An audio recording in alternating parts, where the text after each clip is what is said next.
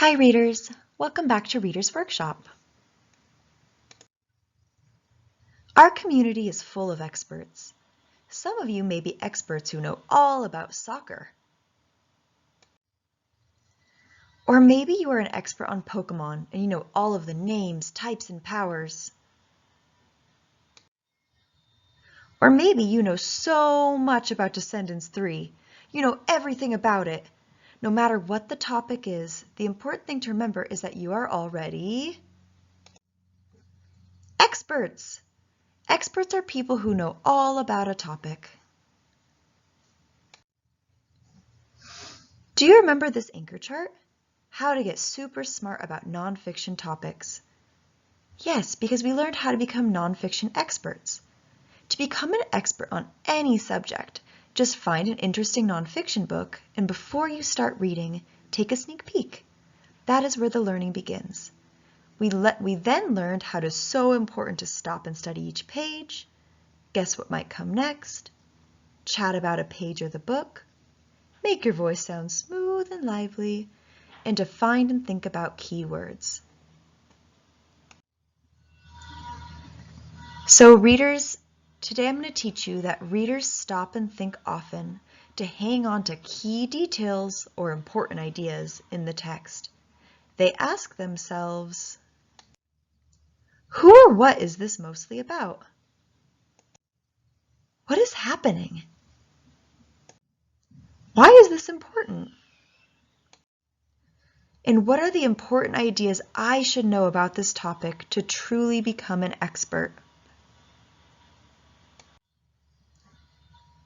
Let's try this together in our new book, Protecting Ocean Animals. We'll be stopping every few pages to ask ourselves some important questions so we can become experts on this topic.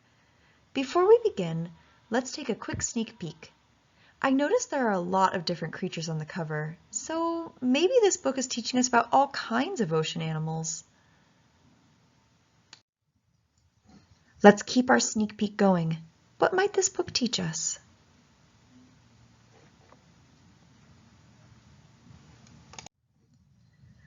Wow, I'm getting so many ideas for what this book might be about, but an expert doesn't just flip through the pages. No, we have to go back and read and hold on to what we learn. So let's go back and start reading. Protecting Ocean Animals. I'm going to stop and think about what we've read along the way. I might also add a post-it to capture some key details or important ideas. About oceans. Oceans are large bodies of water. They are filled with salt water. Many animals live in oceans. Let's keep reading. Some ocean animals are big. Whales can be bigger than school buses. Wow, I'm already becoming an expert. Other ocean life is small. Zooplankton are very small. They are almost too small to see. I'm going to add a post-it to hold on to this important idea. Ocean animals can be different sizes. On the other page, I learned that they can be really big, but on this page, I'm learning how they can be really, really small.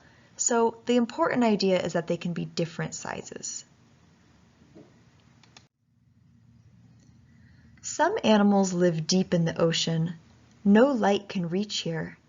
Squid can live in deep water.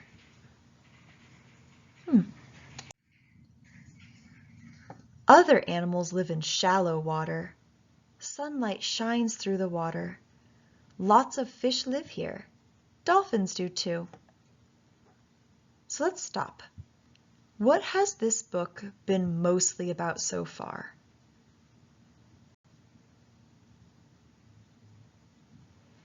Yes, so far this book has taught us that there are many types of ocean animals. Some are very big like whales, but others are small like zooplankton. Do you notice how I'm using the words I learned to help me sound like an expert? Now you try. What have we learned so far?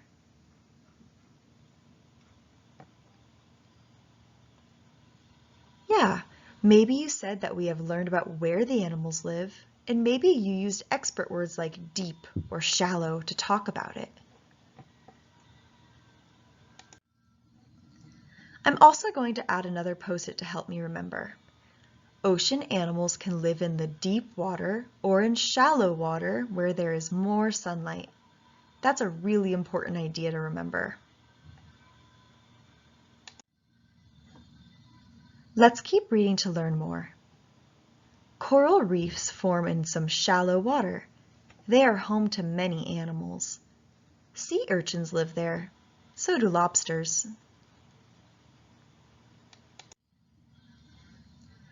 Sharks hunt in coral reefs.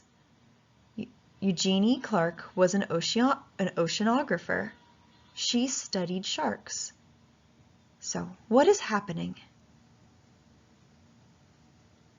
Yes, we are learning that different fish live in the coral reef, so that makes it a good place for sharks to hunt for prey. We also learned a very important key word, oceanographer. What do you think that word means?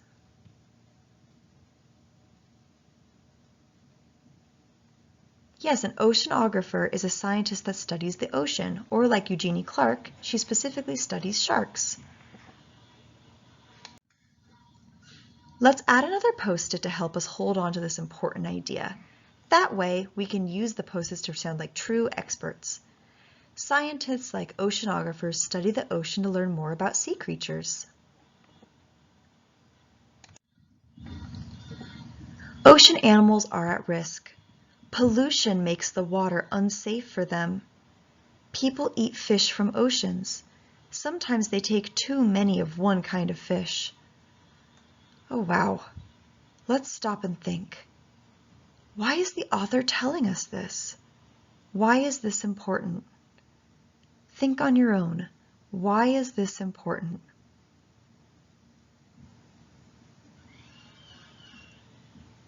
Yeah, maybe the author wants us to know that people are hurting the ocean. Let's look at the picture. What do you notice? Yeah, on the left, it is full of trash that humans left behind. So why is that important for us to know?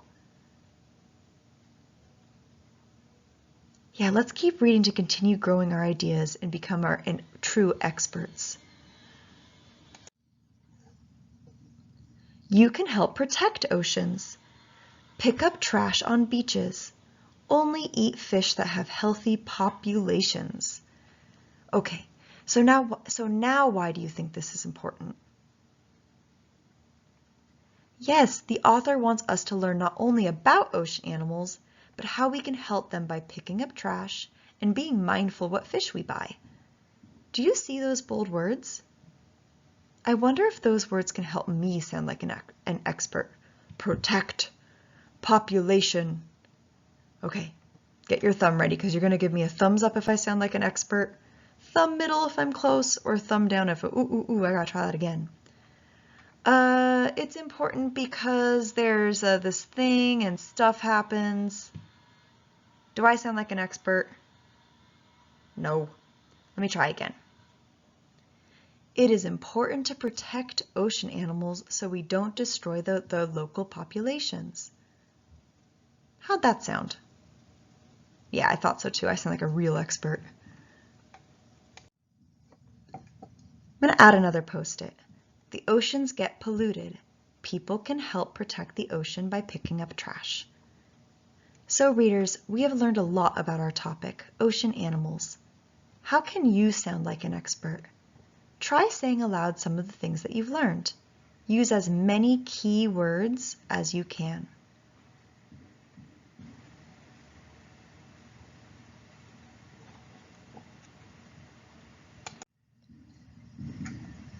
If you're having trouble thinking of some of those key words, we can look at the glossary.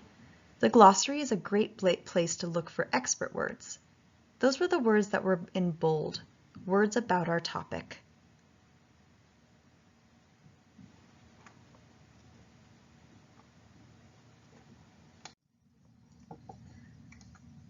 All right, readers. So go off, pick up a nonfiction book and become an expert all on your own. But after you finish reading though I'm so focused on reading, I said reading. After you finish watching this, remember to leave a comment or press turn in on Google Classroom when you are done watching this video. That's how I know you've done this task. All right, thanks reader. I'm so curious what you're going to read today.